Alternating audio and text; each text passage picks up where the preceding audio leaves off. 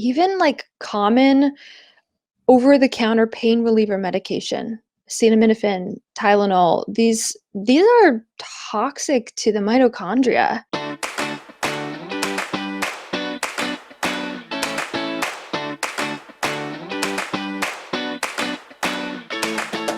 Hey there, and welcome to Evolving Ageless. This is the enlightened woman's antidote to aging. So, I'm your host, Michelle Dreilich, and I am on a mission to change the way women age. And so, as you know, every week I'm joined by experts in their field that are sharing the latest and greatest research to help us live ageless. And this week is no exception. If you've ever thought about the, ever popular fountain of youth, that's really the conversation that I'm going to have today with my guest, Dr. Amber. Dr. Amber, it's so great to have you Mhm. on today. So good to be here. I'm really glad that we connected, and I think we have a lot of amazing topics to cover today that are maybe lesser known. Yes, absolutely. So, Yeah. if I can think of our topic today is going to be peptides, peptide therapy. So, Dr. Amber works in a practice in Los Angeles, Metro MD. She Hmm. specializes in women's health and peptide therapy. And so, if I can think of peptide therapy or describe it in any way, I always think of it as being kind of very science fiction, futuristic. It's probably one of the major breakthroughs, I would say, in health and wellness over the last decade. And maybe you've heard about it. Maybe this is totally new to you. But either way, I think you are going to want to hear all about what this future of medicine looks like and what it can do for us. What are they? Let's start at the very beginning. What are peptides? Yeah. So the analogy that I like to use to explain it to patients is really breaking it down. So if you have a piece of chicken, say for lunch, that is a protein. It's made of proteins. What your body does in the digestion process is it breaks it down into a peptide, which is essentially just a chain of amino acids. You can think about it like a train of boxcars that are connected and attached. And then the smallest subunit, so each boxcar, that train is an amino acid. And we have all sorts of amino acids. Most people are familiar with the BCAAs, the branched chain amino acids, post workout. But really, when we have that chain of amino acids, we can do all sorts of different combinations of leucine and valine and isoleucine and all these different amino acids. And what that chain or that train of amino acids does in the body when we give a peptide, it's a signaling molecule. So it will bind to, if you think about your cell being like Mars, we're sending a spaceship to Mars today. And so there's some docking stations on each cell that these peptides will bind to, and they cause a change inside the cell, which is favorable. So we know the pathways for a lot of degenerative conditions. For example, mitochondria are a really, pivotal thing in medicine right now, where we're understanding that mitochondrial dysfunction is driving so many chronic diseases. This is what's going on in the cellular level that's causing degeneration to many cells and many tissues over time. So we can use peptides to favorably protect the mitochondria. We can use peptides that are going to favor, healthy muscle tissue, healthy bone tissue, because as we age, we go osteopenic and sarcopenic. We can use peptides to signal stem cells and hair follicles. We have peptides for that. We can use peptides for collagen synthesis, like copper peptides. So they're really the essence of what a peptide is. It's a signaling molecule in the body. So it's almost Mhm. like a megaphone, right? It's telling the Yeah, cell what it's supposed to do. That yeah, is a positive thing that it used to do that maybe it doesn't do anymore. yes. I And love it.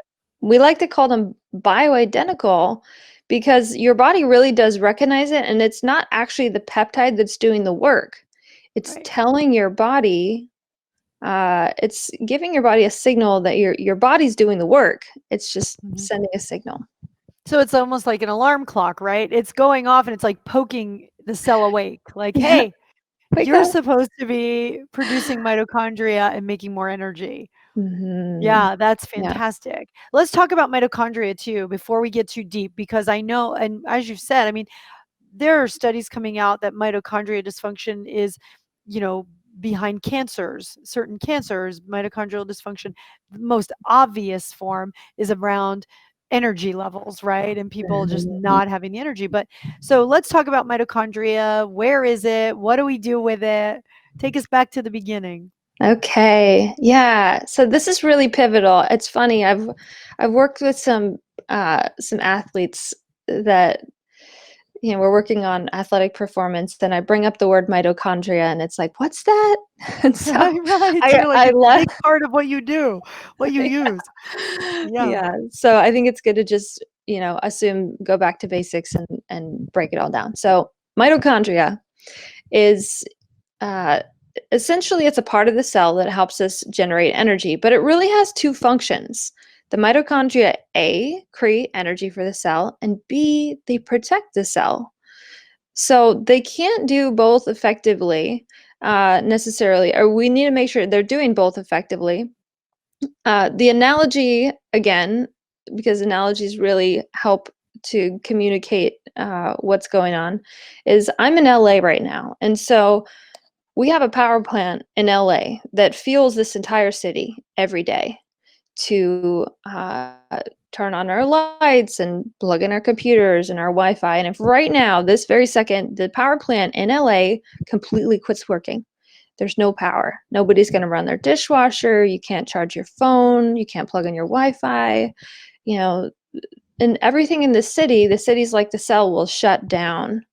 And so we need that constant source of power. We're burning through ATP all day long. Most cells have around 1,000 to 2,500 mitochondria. Hmm. Brain cells and muscle cells have way more mitochondria than other tissues. They have 10,000 plus mitochondria per one cell. You have trillions Mm. of cells, right? And so you can see that over time, if there's a breakdown in the mitochondria in a specific cell type, and that happens repeatedly in different tissues, then we start to get symptoms that manifest. And for a lot of people, that is muscle weakness, fatigue, lethargy, no desire to work out, brain fog, inability to remember, those really early signs of mitochondrial dysfunction. And there's a lot of things in our environment that are also toxic to mitochondria.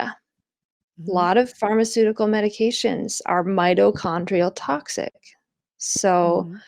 when somebody is experiencing symptoms like muscle weakness and brain fog, we give them a pharmaceutical intervention, which, they're already limping, and then we've shot them in the foot further and damaged their mitochondria even more. So what are some Um, of those? yes. So a lot of the pharmaceutical drugs, beta blockers, a lot of the antihypertensives, but even like common over-the-counter pain reliever medication, acetaminophen, Tylenol, these are toxic to the mitochondria. Mm. Uh, they talk about how they're liver toxic, but what they're actually damaging in the liver is the mitochondria, I right? had no idea. That's really Yeah, fascinating. Yeah, and wow. yeah, and alcohol as well is mitochondrial toxic.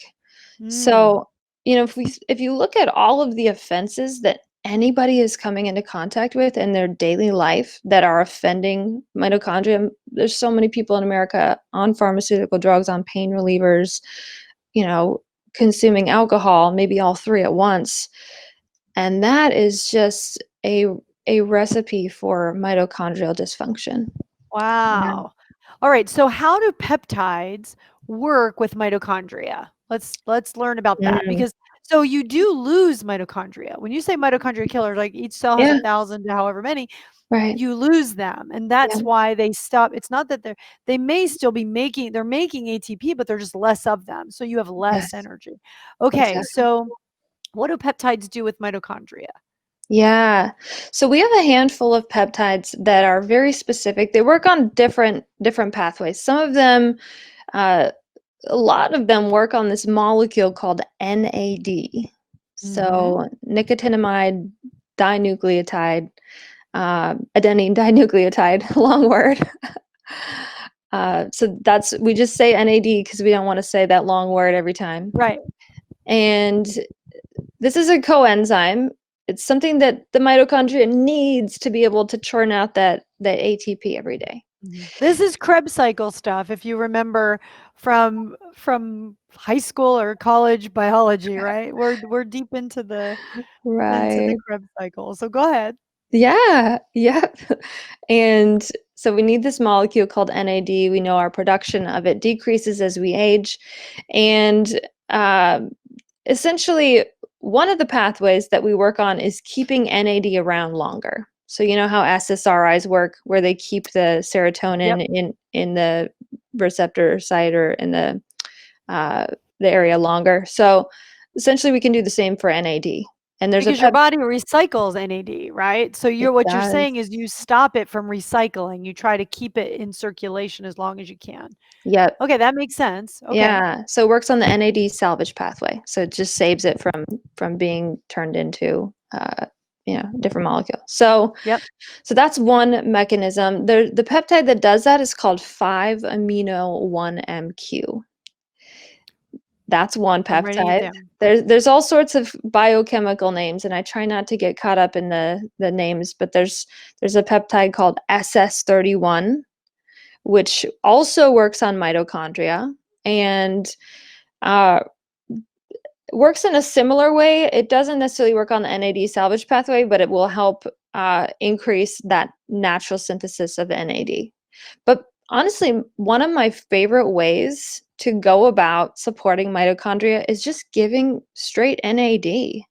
Mhm. Okay. We could talk about all the forms for that too, if you want, all the ways I to take know it. that so you've mentioned that you can give it in IV, patches. Yeah, go ahead. Yeah, yeah. Yeah. So IV, of course, that's a little bit more involved. It's The usually like a super highway. yeah. It is really amazing bioavailability. Uh, and I do use those with patients. I give NAD IVs myself. But you get a little nauseous. You have to commit to sitting in a chair for 2 hours. Oof. It's not the best. It's expensive. So there's a lot of kind of downfalls to the NAD IVs, Mhm. though they are Yeah. the best option for some people. However, there's a lot of other ways you could take. There's NAD sublingual, there's NAD intranasal, which I've used. There is the NAD patches, which are transdermally bioavailable, and I actually have seen good results with those in patients. Of course, there's NR and there's NMN. There's ways you can take oral precursors or things that help with NAD synthesis that are indirect, not actually NAD. Mhm. There's what else? I think that we covered most of them. That's Yeah, great. yeah. Yeah. So there's a lot of ways. All right. So now let's dig in to now that we understand what peptides are, we understand how mitochondria play a huge role across all different ways of peptide engagement with our health. Mhm. So let's talk about energy, libido. We talked about NAD. So growth hormone peptides. That's another one that I've Mm. heard you talk about. So what is that all about? Yeah. So we'll just talk about what they are, what they do, uh, a lot of the actions in the body. So there's two peptides that we give together, and these are in injectable form. You can take them in a troche, but I find that the injection is just going to be more bioavailable, more effective. So there's one called CJC and ipamorelin. Mhm. And the analogy for these two is the CJC is like the factory. It's think about Amazon. They have a lot of boxes. They're actually making the growth hormone. And it's a signal. So it's a signal to make more. It's not actually Right. doing the function, it's telling the body to make more. This is Mhm. happening in the pituitary in the brain. So it binds to that Right. pituitary, says, hey, we still have the capacity to make growth hormone because we know as we age, as we approach 50 or 60, our growth hormone is less than 50% of what it would be in our 20s. So we just drop off as we age. And the CJC binds, says, hey, let's make more. Let's make more of these boxes. And then the ipamorelin is really like the trucks, the delivery trucks that deliver it out to the body and Mm. make it usable and synthesizable for use in the body. We have growth hormone receptors literally everywhere in the Yeah. body, right? Mhm. In the brain, in the muscles, in the bone, in the gut. I mean, it's literally everywhere. So when I start clients on something like CJC and ipamorelin, we combine them because it's way more effective, 5 times more effective to take them together than it is apart. Mhm. Some people do take them separately, but I go for highest effectiveness. So what we see is improved sleep. I've put medical students on it. Brain function is better. Recollection is better. Uh, the deeper sleep is really profound because you have different spurts of growth hormone all day. And do you know when the biggest pulsation of growth hormone is? I'm sure you do. I won't say it. You say Okay. it. So it's the middle of the night. It's about 1 a.m. when we're asleep. Which I just want to say is when most women that are having sleep issues are struggling with their sleep. Mhm. And it's one of the reasons why we accelerate our aging, right? Yes, So, loss of growth hormone or less growth hormone production has a significant impact on the way we age. And so absolutely. it's hard to reach those great, juicy places where we create or produce a lot of growth hormone. That fasting is another way, which we don't do a whole lot of that either, right? So that's great. This Yeah, is really very true. fascinating. Yeah, so and the really important thing is you do need to be fasted to secrete that. So Mhm. we the way that we take these peptides is fasted an hour and a half after your last meal at minimum before bed. You have to be fasted. If you have elevated insulin, you ate a big meal and then you take the peptides, you've rendered them ineffective. You've wasted your money. Uh, Is there any harm in doing that?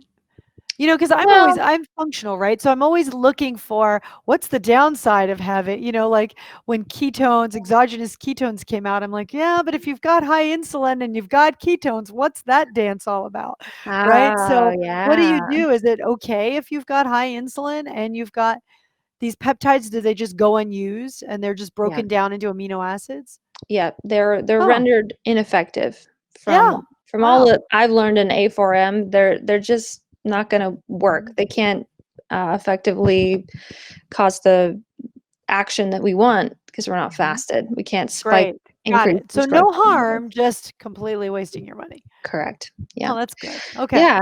But what we notice is deeper sleep is one of the biggest things that uh, Mhm. clients will report to me. I noticed the first week that I started these peptides, I was waking up before I was watching the sunrise in LA, and I am typically one of those people who needs 9 hours of sleep. Yeah.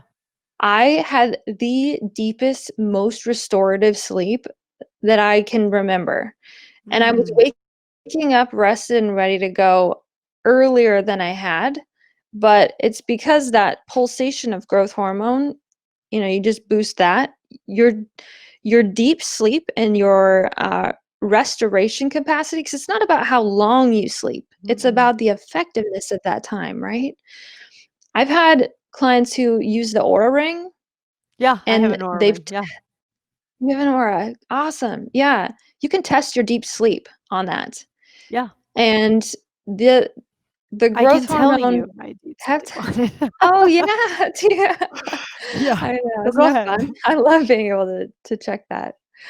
So you can test your deep sleep on there, and these peptides, I've seen, I had one patient who never got more than 30 minutes of deep sleep, Mhm. never woke up feeling rested, started on the Yeah. peptides, they had over 2 hours of deep sleep every night using them. A and I will That was the add, only thing that ever worked.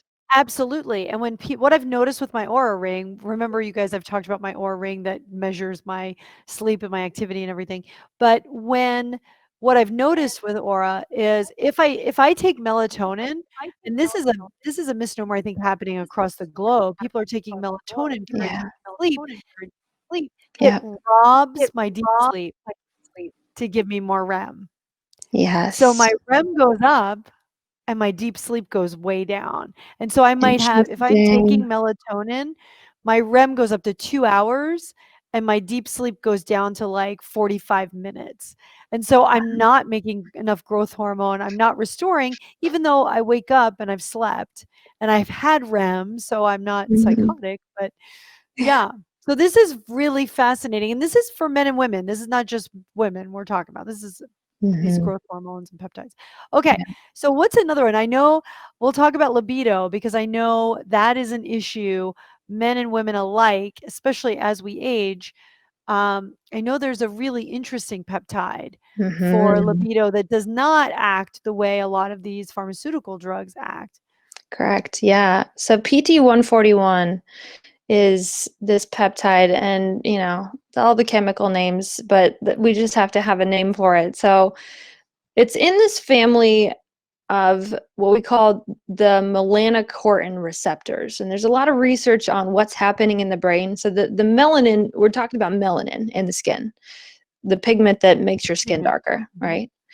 And it also there's a lot of positive effects of binding to some of these receptors in the melanocortin system.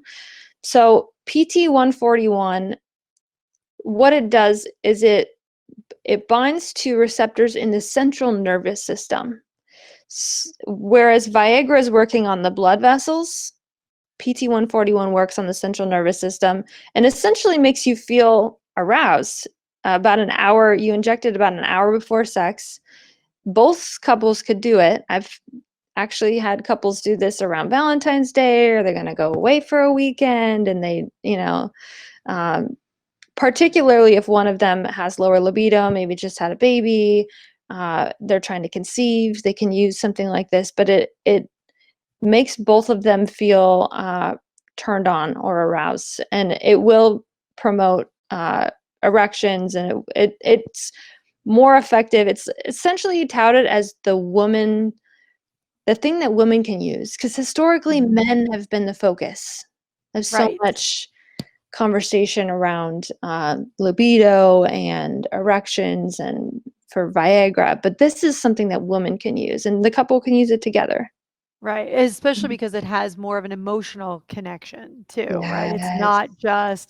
It's not just that, okay, like Viagra or Cialis, those drugs for men just mechanically work, but Mhm. that doesn't mean it changes the experience. So, I think Yeah, what you're suggesting is PT-141 can change the experience. I love that. Yeah. Um, and working on the central nervous system, right? So it's working on your pituitary, like all of these peptides are just signaling messages. Mhm. So like, "Hey, you love this guy." Right. That's really cool. Yeah, So that's a tell good us one. what's going on, right? So here's the crazy thing about peptides, and I've been following it just peripherally. It's certainly not something I've looked into a whole lot, and that's why I was so excited to meet with you, Dr. Ember. But there's Mhm. a lot of controversy going on right now in the peptide world, Yeah. right? Because as you can imagine, they're they're chains of amino acids. They're things that you get from your chicken. But they're in concentrated doses. Yeah. So are they a drug? Are they not a drug? Are they a supplement? What are they? And why is this causing controversy right now? Yeah. So the FDA has, at this point in time, what happened is that they went and inspected a compounding pharmacy who does make these peptides, one of the number one suppliers of peptide therapy. And they do everything, they test everything, HPLC, everything is, up to speed in terms of the creation and, Cleanliness and safety and yeah, efficacy, yeah. to the Good nines. manufacturing practices. Yeah. What happened is that peptides have grown to such a level, and there is a black market for them. Absolutely. There is, an online market that's not through compounding pharmacies and not through doctors. And this really is a medication that it's an injectable, and you want to make sure that if you're vetting everything that you put in your body as far as food and supplements, you would want to do that even more so with anything you inject. So it's important to get it through a compounding pharmacy. It's unfortunate, but the FDA has stepped in and said, hey, peptides have grown to such a level that they need more regulation. They've gotten so popular, the word is getting out, doctors are being trained, people are buying them online. I mean, it's this booming industry, and they work. That's why I got trained in peptides from A4M, because I saw them work on myself. I saw them work on clients faster than anything that I had used. And so, you know, the FDA came in and said, hey, we just need to regulate these a little bit better. And what they're doing is some of the peptides went off the market as something that can be made in a compounding pharmacy, and they can only be made and produced and manufactured by essentially big pharma. So there'll be a 10x in pricing. There'll be changes there. So some of them are not available. A lot of the ones that I use in practice are still available, like PT141, thymosin alpha, thymosin beta. So that's an immune peptide, and a repair and recovery peptide, BPC 157, copper peptides for collagen. So there's a lot of them that are still very able to access the growth hormone analogs, uh, still That's great. available through, places. So And so the future is a little uncertain, but we know that it sounds like the pharmaceutical industry said, hey, how did we fall asleep at the wheel and miss out on this huge opportunity? right. Okay, it's time for us to take control of that. Yeah, so, I think that's what was so really happening. yeah, so this seems like it might be a little bit of a political thing, not a safety or an efficacy thing. Mhm. But either way, hopefully this has been a tremendous like primer on what are peptides, Yes. what can we do with them, and how can they help us. So, and I think as we talk about evolving ageless, which is the name of our podcast, right, which is, we I position it in a way where it's not about making radical change overnight. It's about making small incremental changes. And when you feel like you're dialing in your nutrition, you're dialing in Mhm. your sleep as much as you can, and you're, looking to make changes in your life, being open and exploring all different formats and things that are available to us is just another step in that process of evolution so that Yeah. we can live ageless. One thing that I've read recently, my generation, so I'm 51. I was joking with you earlier, like, "You look great for 60, but you're I really know. 30." I So, we won't hold that against you, know. but I'm 51, and had I known in my 30s what 30-year-olds know now that they can Mm, be doing, I mean, yeah. literally 30-year-olds now are not gonna wrinkle till they're in their 80s, where we did not have the technology back then to know what we were doing. Gosh, I'm just wish I wore more sunscreen, like, that's the best I could come up with. Yeah. But I can't imagine what it's like to be younger, having options that will make a drastic difference. So I think that's wonderful. The other side of it is we have these things are available to us now. Mhm. And I always tell my audience, my family might joke that I'm over the hill. They tease me all the time, but I am at the top of the hill. Like, I'm not on True. the other side of it. I'm on top of it right now. And Mhm. I'm doing everything I can to stay at the top of the hill. And Mm, I think things like this that we bring to the table and learn about are options for people. yeah. Balancing your hormones first and foremost is one of those things that keeps you at the top of the hill. Getting your insulin down and getting off of processed foods and sugar keeps you at the top of the hill. And Mhm. so peptides may be the thing that actually adds a few more rocks that you can get on top of even higher. So I Yeah. love it. This is Yeah. really informative. Yeah, it is. Peptides are really next level in terms of interventions. We're always looking at, pillar one, sleep, nutrition, Always. like you mentioned. There's So no magic bullet, that's for sure. So very here's the true. thing. So Dr. Amber has a store. You can also find her online. And so what we've done is when you go to the show notes on evolvingageless.com for this episode, we'll have links to Dr. Amber, her online store, her virtual stuff, and everything that you might need to do to connect with Dr. Amber. Great. So definitely check that out. I know I'm going there. For sure. Awesome. See what's up with peptides. So Yes. it has been wonderful. Thank you so much. I know it's super early where you are, but I appreciate you taking your time out to meet with us and, help us evolve ageless. Absolutely. Thank you so much for having me on, Michelle. Oh, you're Appreciate so it. welcome, Dr. Amber. It was wonderful. And so, thank you so much for this week. I love and appreciate each and every one of you. And hopefully, you learned something that maybe you can incorporate into your life or the lives of someone that you love and trust, and maybe friends or family. So, I'll see you next week in the same place. And for now, keep on living ageless. Bye for now.